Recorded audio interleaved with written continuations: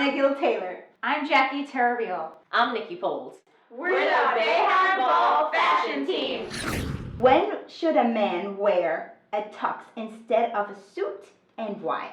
A guy should definitely wear a tux instead of a suit when he's attending a formal engagement, a black tie affair, or a gala, the Bayheim Gala. Should a man wear accessories? So here, Jay's wearing he's wearing a tie. It actually has a lace and a nude underlay, so it's a couple different layers to it. Mm-hmm. A lapel pin or a lapel flower. Here's a lapel flower, and put some.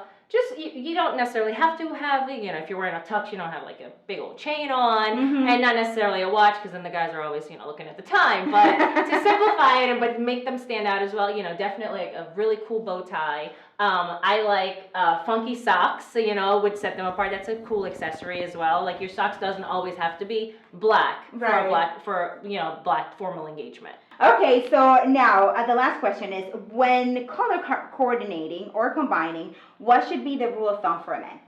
If I'm having the woman's wearing a black dress and you want to kind of stand out, you can definitely wear bow ties with color in it to pop. Something that, whether it's the guys that pops their eyes or just complements your partner's attire. This is Anna Gill Taylor, and you're watching Officially Unofficial Pre-Bayheim Bowl Fashion episode. Bye!